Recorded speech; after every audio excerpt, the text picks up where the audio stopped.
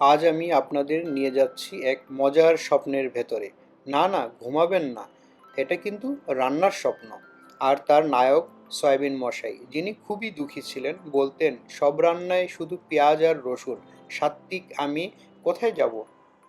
ঠিক তখনই ঢুকলো লাল টুকটুকে টমেটো। বলল, ভয় পাস না ভাই, আজ আমরা বানাবো পেঁয়াজ রসুন ছাড়া এক ইতিহাস, সয়াবিনের রসা। টমেটো, আদা আর গোটা জিরা মিলে গেল একসঙ্গে ব্লেন্ডারে। কি জবরদস্ত টিমওয়ার্ক! তিনজন মিলে তৈরি করলো এক ঝাঁঝালো কিন্তু মিষ্টি টমেটো পিউরি।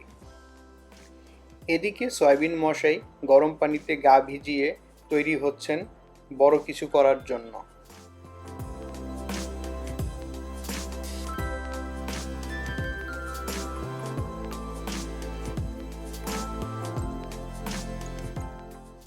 বেবি আলুরা ছোট হলেও সাহসী।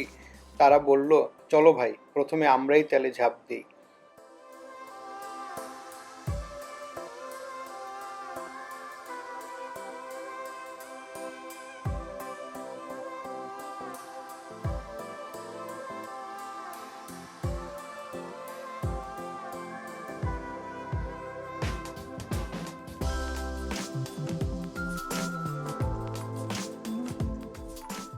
একটু পরে সয়াবিনও ঝাঁপ দিলেন কড়াইতে।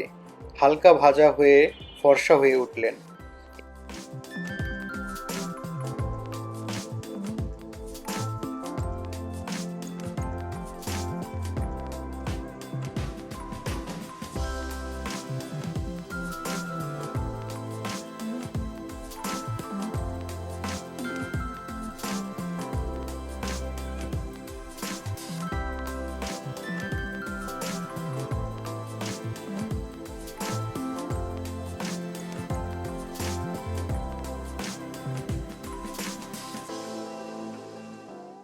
এবার মঞ্চে এলো টমেটো পিউরি।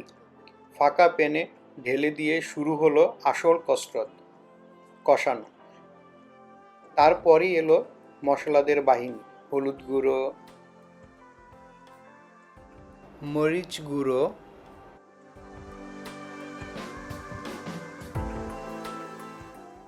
আর সাম্বার মশলা, যেন এক সুগন্ধি যোদ্ধা। তারা একে একে পিউরির সঙ্গে মিশে তৈরি করলো এক অসাধারণ ঘ্রাণ।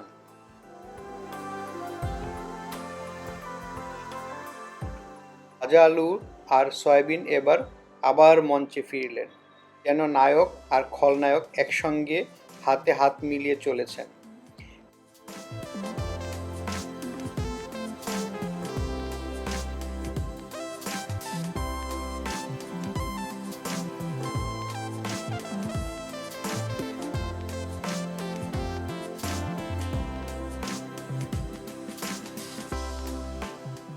সব মিলিয়ে কষানো শেষে এলো এক কাপ উষ্ণ জল।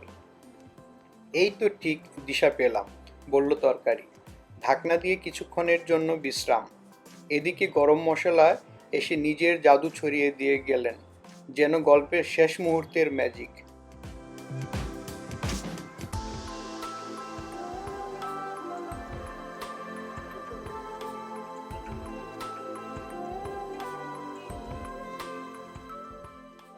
সবশেষে এলো কাঁচামরিচ আর ধনেপাতা, তরকারির পা জোড়া মুকুট। সব মিলিয়ে যেন রাজকীয় এক পদ। এভাবেই সয়াবিনের সেই স্বপ্ন সত্যি হলো। পেঁয়াজ রসুন ছাড়াও যে এমন সুস্বাদু কিছু তৈরি হতে পারে, তা কেউ ভাবেইনি। আর হ্যাঁ, এই রসা শুধু একটা রেসিপি না, এটা একটা অনুভূতি।